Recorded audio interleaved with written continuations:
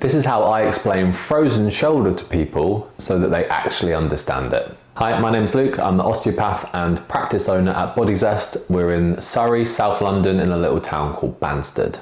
And we treat loads of people with frozen shoulder. I've personally treated tons of patients with this condition. The condition is really awful. It's painful, it's debilitating, it gets in the way of life, gets in the way of driving, gets in the way of sleeping. It really is one of those ones that I always feel quite sorry for every time someone comes in with it. But the good news is that there are loads of things you can do about it to help to manage it yourself. A good grounding for anyone doing stuff to help themselves with their own condition, I believe, is that first they actually understand what it is that's going on with it. So I'm just going to talk you through what a frozen shoulder actually is, why it's called what it's called, what the typical phases of a frozen shoulder are, what the symptom presentation typically is, and then I'll go through stuff that you can do about it too. First of all, frozen shoulder, the real name for frozen shoulder is adhesive capsulitis. So there's a little bit of Latin there for you. An adhesive, for anyone that does a bit of DIY at home, is like a glue. Capsule is relating to the joint capsule. So in every joint in the body, there is a capsule around it which has fluid inside. And in this time, this particular instance, we're talking about the joint capsule of the shoulder. And then the itis is referring to inflammation. So we've got adhesive capsulitis, which is essentially a sticky, gluey joint capsule around the shoulder, which is now inflamed. The reason it's kind of been called frozen shoulder is because the symptom presentation is such that it just seems like it's been frozen. It seems like if it was movable before, now everything has just gone frozen up and now it can't move. So yeah, anyone that's got frozen shoulder is going to know that it is a really hideous condition. It's very, very painful. It's very, very limiting in terms of the range of motion that people can get. So let's talk through what it kind of looks like in terms of a typical presentation. So frozen shoulder has got three distinct phases to it, okay? There's phase 1, which we kind of call the freezing phase. Phase 2, which is the frozen phase. And then phase 3, which is the thawing phase. Now, phase 1 is essentially when you start getting pain and your range of motion starts to drop. So people start to say, oh God, yeah, it's starting to really hurt to lift it this high. But then within a couple of days, it's like, oh God, it really hurts and I can only get it to here. And now all of a sudden I can only get it to less than 90 degrees. So freezing is pain going up and range of motion going down at the same time.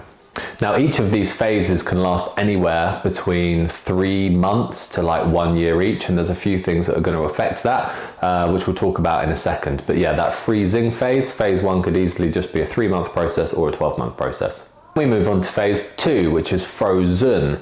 Now, people do still get pain in phase 2, but typically that's people that haven't had any treatment. Most of the time, the majority of the pain is in phase 1, and then by the time you get to phase 2, the pain goes down, and then the range of motion is stable, okay? So people go from oh my God, the range of motion is plummeting and the pain's going up to, okay, the pain is gone, but I'm just left with a really stiff arm. So the range of motion remains stable.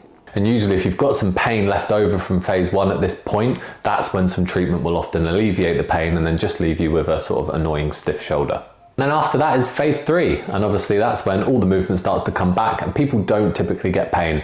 You might have a little bit of, if you imagine those muscles haven't really been working for a while, you might have a little bit of stiffness, you might have a little bit of soreness in the area, but it won't be the real pain that you experienced beforehand, and then you start to get all the range of motion back, and that process can really start to happen quite quickly, and surprisingly quick with treatment too. In terms of who's most likely to get frozen shoulder, it is more women than men, unfortunately, for the girls.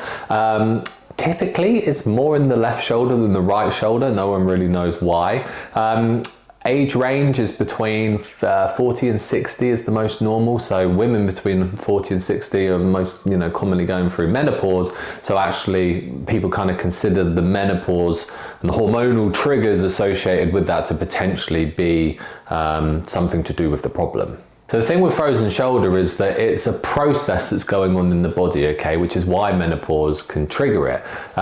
It's not like, oh, I've got an injury and now I've got a frozen shoulder. It's your body has decided to go through this process, which is almost like inbuilt in all of us, you know, so anyone could get it, and it just decides one day, do the frozen shoulder thing. We're going through the process. So it gets triggered, and that's when it will go through phase 1, phase 2, phase 3. So it's not like you injure something, it takes X amount of time to heal, and then we're just calling it a frozen shoulder. It's an active process, and because of that, because it's an active process, each of those phases for one person can take longer than another based on different health, you know, factors and stuff like that. Another thing that does predispose people to frozen shoulder is any kind of, well, what we call metabolic syndrome, but poor health in general. So, you know, it's not uncommon for people to go into surgery and have a really high level of stress, and then they get a frozen shoulder, or they lose a loved one, high level of stress, get a frozen shoulder, or they get diabetes, high level of stress on the body, get a frozen shoulder, or something else inflammatory kicks off like an autoimmune condition, high level of stress on the body, you get a frozen shoulder. Do you see what I mean? Menopause, high level of stress on the body, get a frozen shoulder. It's like, it's something to do with the body's response to dysfunction in the health in general that then predisposes you, leads to a higher chance of you getting this particular condition. So in terms of what you can expect to see, like I said, you know, pain is common, loss of range of motion is common. We always expect people to say that there's pain laying on the affected side. Okay, so I've never had a frozen shoulder patient who said, oh yeah, I lay on that shoulder and it doesn't hurt. It's always that they're having to go over to the other side because it's just too painful to put that pressure on it. That's a real kind of telltale sign.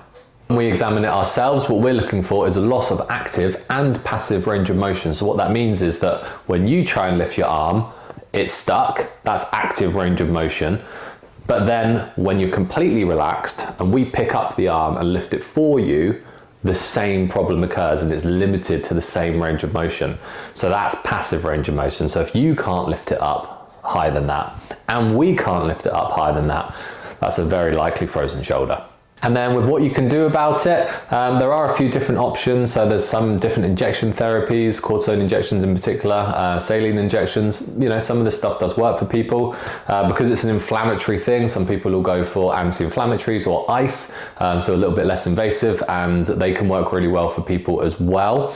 In terms of hands-on treatment, a lot of what people feel related to a frozen shoulder ends up actually being all of the musculature and the fascia, everything around the area that just tightens and binds and gets quite inflamed and angry. So we get really good results with people just working through the muscles, working through the fascia, trying to mobilize the joint as much as possible. Because even though there's not much movement, people just end up not moving it at all because it's painful. So to actually have someone, even in its very limited range of motion, start to get it moving, does get a little bit of blood flow through the joint, and then release all the muscles up the arm, because so many people are going to have pain all the way down that arm.